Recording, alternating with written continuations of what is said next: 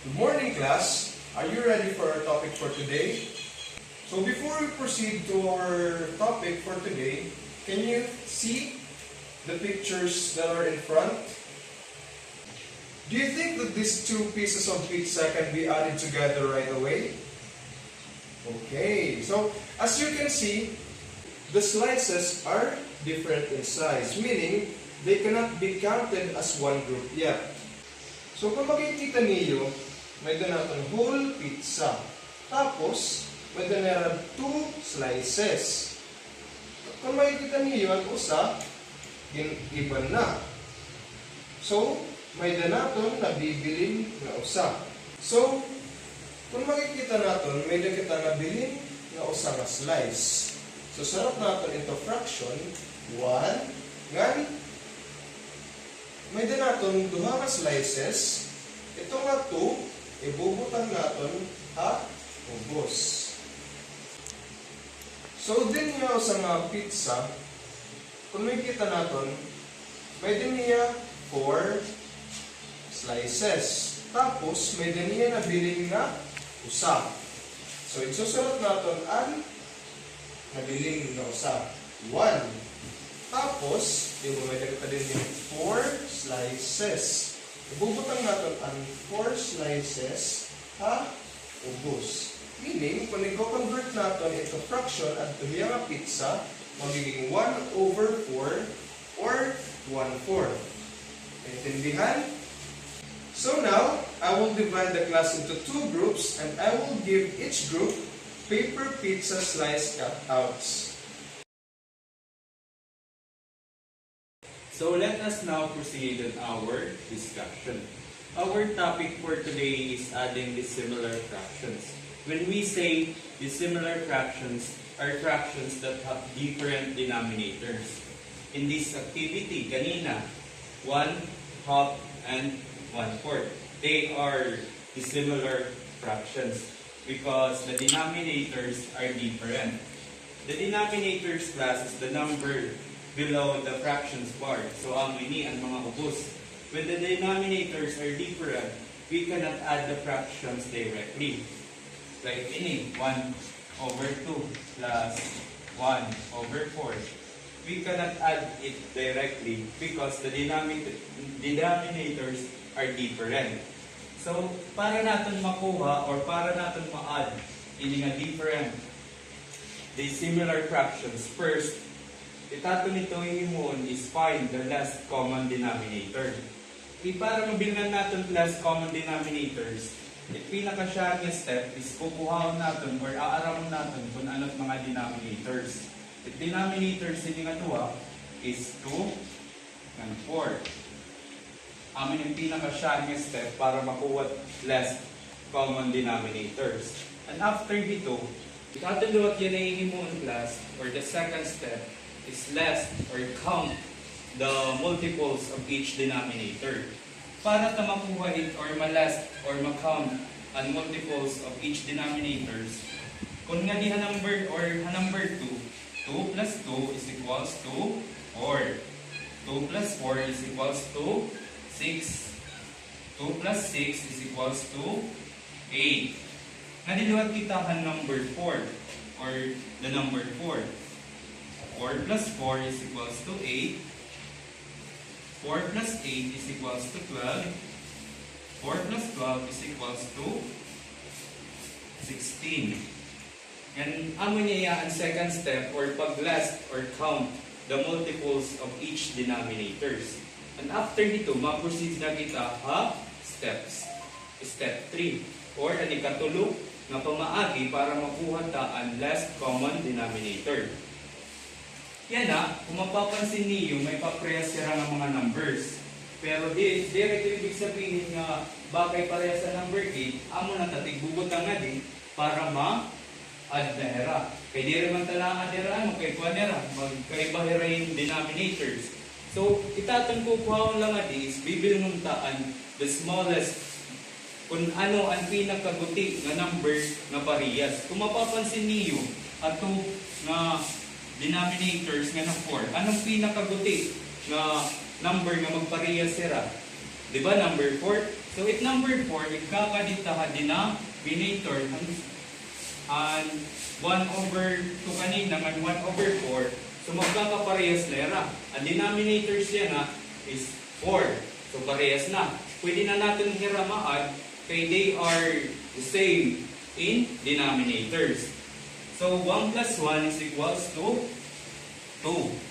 4 plus 4 is equals, or dirito natin hinangayan ni Laplace, atong lang ito i-copy. Ang numerators na natin ni Laplace, ang denominators i-copy na natin. So, 4. Tapay inihera nga duha, pwede pa natin ma-simplify. So, ano man ang number nga na si-simplify ra duha or na-divide ra nga duha? Number 2. Okay. So, number 2. I-divide ra both in number 2. So, may dana, kita answer nga 2 divided by 2 is equals to 1. 4 divided by 2 is equals to 2. Ang atong final answer is 1/2. Amon atong pinaka final answer. Sige daw, review. Ano na pinaka siya niyang ginhimo? Gikuha ta ang mga denominators. After dito, in-less naton on the multiples of each denominators. Ini. Ang ikatulo natin yung ginhimo is find the smallest number or find the same smallest number. Number 4. Ini. Takay nakuha naman natin nabiling. Ibubawalik na natin niya nga di. Mababaluan kahira in parehas nga 4. Okay? So 4 na both. After ito, in plus na natin. Kaya pwede naman na ma-plus. Kaya they are the same denominators. Amo dit answer. Nantakay, pwede pa man natin yung ma-simplify. So ang mali, pwede yung ma-simplify both in 2. Amo ito gin-divide natin nila. Both 2.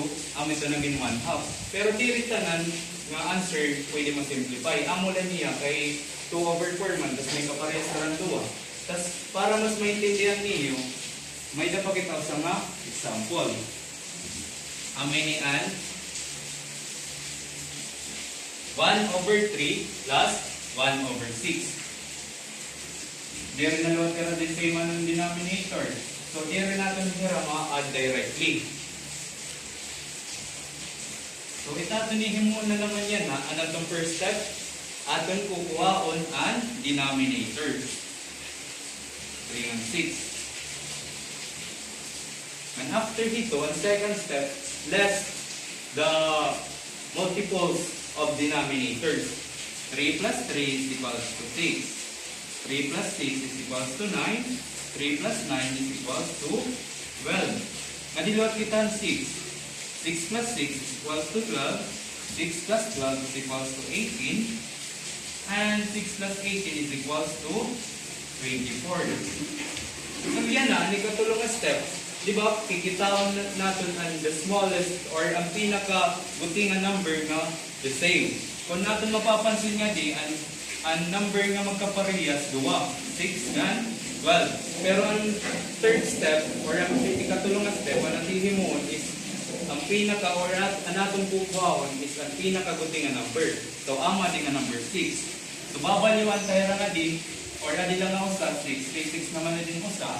So, they are the same in denominators. So, pwede na natin hiramaan. 1 plus 1 is equals to 2. And denominators, atong beray gaad or atong nagka-copy? Okay, gaad. So, pwede pa ba natin nila ma-simplify? Yes. Pwede pa. So, pwede natin nila i-divide in 2. So, 2 divided by 2 is equals to 1. 6 divided by 2 is equals to 3. So, ang atong final answer is 3. Naintindihan ba? Okay, very good. So, ama din ang mga ginhimo kanina, class. Number 1, find the LCD. The second one is change the fractions into smaller fractions. And the third one is add the numerators. And also, the fourth one, copy the denominator na ginhimo kanina. Gin-add ang numerators, tapos ang denominators, gin-copy la, okay? And last one naman is simplify the answer if needed. If ang natin kanina answer is 2 over 6. So, pwede pa yung ma-simplify. Pero kung ang atong answer is 3 over 4, ito, sa tingin niyo, pwede pa ba ito yung ma-simplify? Okay, very good. Di rin na. Kaya waray hira magkaparehas nga number na pwede hira ma-divide, okay? So, naintindihan ba? Kung dinaan ng pag-add and dissimilar fractions, kung magkaiba ang denominators, pwede ba natin na ma-add? Okay, very good. Di rin. Kailangan taan ay parehas sa denominators para ma-add ta na hira nga ma-simplify the answer if needed, okay? So now, I will divide the class into two groups and you have to find the LCD of the following items. So, the group who will finish first and got the correct answers will be the winner of this activity. Alright? Alright, well done children. So, now, we will have an individual activity. You just have to add the following dissimilar fractions, so your solution for these items. So for your assignment, you have to solve the following dissimilar fractions in your notebook. Alright? Intindihan? So that's all for our lesson for today. Goodbye children!